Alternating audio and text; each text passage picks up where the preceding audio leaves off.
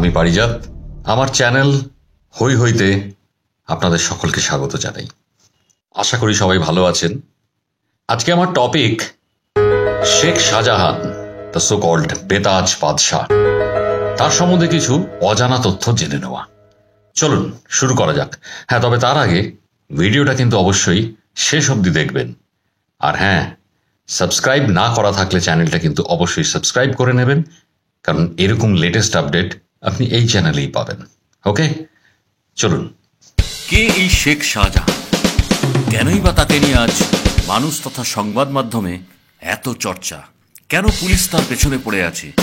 কেন পলিটিশিয়ানসরা তাকে নিয়ে ব্যস্ত হয়ে উঠেছে? পশ্চিমবাংলার উত্তর 24 পরগনা একটি ছোট্ট গ্রাম সন্দেশখালী। নামটা শোনা শোনা লাগছে তো? এই সন্দেশখালী গ্রামেই এক খুব দরিদ্র পরিবারে জন্ম শেখ শাহজাহানের। দুবেলা দুমুঠো খাওয়াও ঠিক মতন জোটে না। সালটা 2000-এর শুরুর দিকে। শাহজাহান স্থানীয় সন্দেশখালী থেকে সরবেরিয়া যে লোকাল ট্রান্সপোর্ট ছিল, ট্রেকার, তাতে খালাসির কাজ জোগাড় করে। তার কাজ ছিল পাদানিতে বসে যাত্রীদের কাছ থেকে ভাড়া আদায় করা, কিন্তু উচ্চাকাঙ্ক্ষা যাবে কোথায়? তাই জন্য সেই কাজটা তার পোষাচ্ছিল না। এই সময় তার মামা মোসলেম শেখ ভাগ্নেকে সাহায্য করার জন্য এগিয়ে এলেন। মোসলেম শেখ জানতেন যে ভাগ্নের কিন্তু ক্ষমতা আছে, আর মোসলেম শেখ ছিলেন তৎকালীন সিপিএম লিডার, সাথে পঞ্চায়েত প্রধানও, তো ক্ষমতা তো তার হাতে ছিলই। ক্ষমতাকে কাজে লাগিয়ে তিনি তার ভাগ্নেকে নোনা জলে মাছ চাষের ব্যবসায় ঢুকিয়ে দিলেন। শাহজাহানের শিক্ষাগত যোগ্যতা না থাকলেও ব্যবসায়িক বুদ্ধি ছিল কিন্তু প্রখর। ফলে সে আস্তে আস্তে তার মামার ডান হাত হয়ে উঠল এবং মাছের ব্যবসায় প্রভূত আয় করতে শুরু করলো। এই সময় তার কাজে তাকে সাহায্য করতে শুরু করলো তার দুই ভাই সিরাজউদ্দিন আর আলমগীর। এইভাবেই কিন্তু বেশ চলে যাচ্ছিল। তাহলে শেখ শাহজাহান কিভাবে হয়ে উঠল সন্দেশখালীর বেতাজ বাদশাহ? চলুন সেই গল্পটা একটু শুনে নিই। নিজেকে প্রতিষ্ঠিত করার জন্য শেখ শাহজাহান এবার একটা দারুণ পন্থা নিল। তার জনসংযোগের ক্ষমতাকে কাজে লাগিয়ে সে সোশ্যাল সার্ভিসে নেমে পড়ল। পরিস্থিতি এমন দাঁড়ালো যে কারুর বিয়ে হচ্ছে না, তো চলো শাহজাহানের কাছে। সে টাকা জোগাড় করে দিচ্ছে বিয়ে হওয়ার জন্যে। ছেলে মেয়ে পড়তে পারছে না, স্কুলে যেতে পারছে না, ফিস দিতে পারছে না মা বাবা, চলো শাহজাহানের কাছে। কারুর শরীর খারাপ হয়েছে, ডাক্তার নেই, হাসপাতালে যাবার পয়সা নেই, চলো শাহজাহানের কাছে। তো এক কথায় বলতে গেলে গ্রামবাসীর সমস্ত সমস্যার একমাত্র সলিউশন হয়ে গেল শাহজাহান শেখ। ব্যাস, সে শাহজাহান শেখ থেকে হয়ে গেল সন্দেশখালীর বেতাজ বাদশাহ। কিন্তু ওই যারা কথা আছে না, লোভে পাপ পাপে মৃত্যু, তার হলো সেই দশা। সে এইসব নিয়ে খুশি থাকতে পারল না, আরও চাই, আরও আরও। কি করা যায়?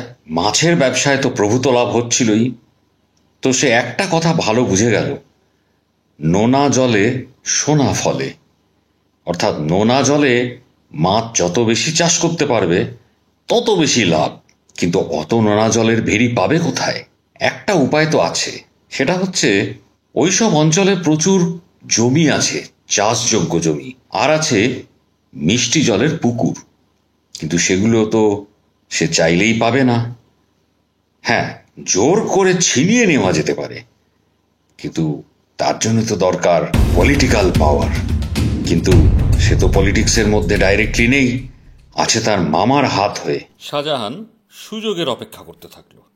আর ঠিক এই সময়েই যখন শাসকাসনে সিপিএম দোলাচলে রয়েছে, তৃণমূল জায়গা দখল করার জন্য উঠে পড়ে লেগেছে, সালটা 2011, তৃণমূলের বর্ষিয়ান নেতা জ্যোতিপ্রিয় মল্লিকের সঙ্গে আলাপ হয়ে গেল এই শেখ শাহজাহানের।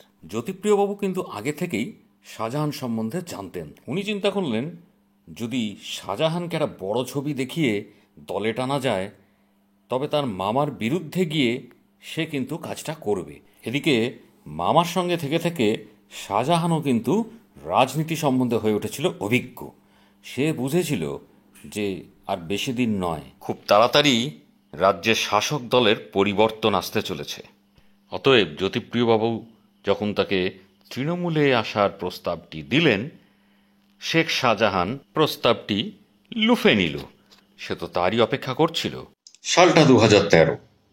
ব্যাস, শেখ শাহজাহান চলে এলো তৃণমূলে, পেয়ে গেল বেশ একটা নেতার পদ। তাকে আর পায় কে? সে এইবারে দেখল যে ক্ষমতা তার হাতের মুঠোয়, সুতরাং লোকাল অ্যাডমিনিস্ট্রেশন তার হাতে।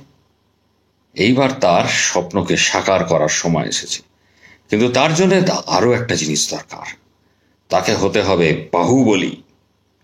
বাহুবলী কি করে হওয়া যায় তারও ব্যবস্থা সে করে ফেলল। প্রথমেই সমস্ত স্থানীয় মাছওয়ালাদের কাছ থেকে এবং মাছের ব্যবসায়ীদের কাছ থেকে হফতা আদায় শুরু করল। বন্দুকধারী লোকজন পাঠিয়ে গান পয়েন্টে হফতা কালেকশন শুরু হয়ে গেল। যারাই তার প্রতিবাদ করল তাদেরকে প্রাণে মারার হুমকিও দিল। মারধর, টর্চার তো আছেই। এরপরে তার আসল কাজটা শুরু হলো, জমি অধিগ্রহণ জোর করে। কৃষকদের থেকে মিষ্টি জলের পুকুর, চাষের জমি, ইভেন ভিটে মাটি শুদ্ধ সে জোর করে অধিগ্রহণ করতে শুরু করলো। যারা আপত্তি জানালো তাদেরকে প্রাণে মারার হুমকি দিল। প্রচণ্ড মারধর, টর্চার, রাত্রিবেলা উঠিয়ে নিয়ে যাওয়া, বাড়ির মেয়ে বউদের টর্চার করা, গ্যাংরেপ করা, কোনো কিছু সে বাদ রাখল না। আর এইভাবেই এক সময়ের বেতাজ বাদশাহ হয়ে উঠল শয়তান। জোর করে জমি পুকুর ছিনিয়ে নিয়ে সেখানে খাল কেটে ঢুকিয়ে দিতে থাকলো নোনা জল, আর তারপরে নোনা জলের ভেরি বানিয়ে চাষ করতে লাগলো নোনা জলের মাছ। আর এইভাবেই শাহজাহান হয়ে উঠল এলাকার শাহজাহান ভাই। প্রাসাদোপম বাড়ি, বিলাসবহুল গাড়ি, বিঘের পর বিঘে জমি, সোনা দানা, ব্যাংক ব্যালেন্স। সে এখন মিলিয়নিয়ার, রাদার সে এখন বিলিয়নিয়ার। কিন্তু নিয়তির লিখন খণ্ডা বেঁকে শাহজাহানেরও সময় ঘনিয়ে আসছিল। সে কখনো স্বপ্নেও ভাবেনি যে তার এই খেলা নিয়তির কাছে মুখ থুবড়ে পড়বে। নিয়তির খেলা যে অনেক বড়। সর্বশান্ত চাষিদের আজ কোথাও যাবার জায়গা ছিল না, কারণ একদিন তাদের কাছে তাদের ভগবান ছিল শেখ শাহজাহান। আজকে তো রক্ষকই ভক্ষক। তারাও বাধ্য হয়ে চুপ করেছিল। কিন্তু বেশি দিন নয়, এক সময় তারা বিদ্রোহ করে উঠল। আর ঠিক এই সময়ই কেন্দ্রীয় সরকার তাদের বিভিন্ন পাওয়ার রিপোর্টে দেখল সন্দেশখালীর বিভিন্ন এলাকায় চাষাবাদ একেবারে তলানিতে এসে ঠেকেছে। অথচ একই সময় নোনা জলে মাছের চাষ অদ্ভুতভাবে বিপুল পরিমাণে বেড়ে গেছে। রাজ্য প্রশাসনকে তার কৈফিয়ত চাওয়া হলে রাজ্য প্রশাসনও মুখে কুলুপ। কিন্তু শাহজাহান সবচেয়ে বড় ব্লান্ডারটা করল কেন্দ্রীয় সরকারের বিভিন্ন গ্রামীণ প্রকল্পে আসা টাকাকে নয়-ছয় করে। সমস্ত টাকা তো নিজেরাই লুটে নিল। আর প্রকল্পের যে সমস্ত কাজ যেগুলো গ্রামবাসীকে দিয়ে তারা করালো, তাতে গ্রামবাসীদের কাজ করানোর পরে ন্যূনতম মজুরিটুকুও তাদের দেওয়া হলো না। শাহজাহান এইভাবেই আস্তে আস্তে অন্যায়ের পাকে ডুবে যাচ্ছিল। যে মানুষেরা একদিন তাকে বেতাজ বাদশাহ বানিয়েছিল, আজ তারাই তার বিরুদ্ধে ধিক্কারে, ঘৃণায়, ক্রোধে সোচ্চার হয়ে বিদ্রোহ ঘোষণা করল। তার উপরে কেন্দ্রীয় সরকারকে জবাবদিহির প্রবল চাপ। এদিকে সামনেই রাজ্যে নির্বাচন। বিভ্রান্ত শাসক দল বাধ্য হয়েই প্রশাসনকে নির্দেশ দিল শাহজাহানকে গ্রেফতার করতে। জনগণের কাছে মুখ রক্ষা করতে তাই বাধ্য হয়েই সরকার নিজেদেরই মদতপুষ্ট শেখ শাহজাহানকে গ্রেফতারের নির্দেশ দিতে বাধ্য হলো। এরপরেই শাহজাহান হয়ে গেল ফেরার। কেন্দ্রীয় সরকারের অনুসন্ধান দল যখন তার বাড়িতে অনুসন্ধানে এলো, তখন তাদের বাধা দিয়ে মারধর করে তাদের ঘায়েল করে দিল শাহজাহানের গুন্ডা বাহিনী। পরবর্তীতে রাজ্যপালের হস্তক্ষেপে তাকে সেন্ট্রাল ইনভেস্টিগেশন টিমের আওতায় আনার পরিকল্পনা করা হলো। এইবার আইনের হাত কতটা লম্বা সেটা শাহজাহানও দেখবে, আর আমরা আমজনতা তার কঠিন সাজার অপেক্ষায় থাকব। আর অসুর নিধনের দিন সন্দেশখালীতে নিশ্চিতভাবে মিষ্টি বিতরণ হবে। বাকিটা তো সময়ই বলে দেবে। চলুন আজ তাহলে ওঠা যাক। আপনারা সবাই খুব ভালো থাকবেন, আর অবশ্যই শাহজাহানের মতন মানুষের থেকে নিশ্চিতভাবে দূরে থাকবেন। নমস্কার।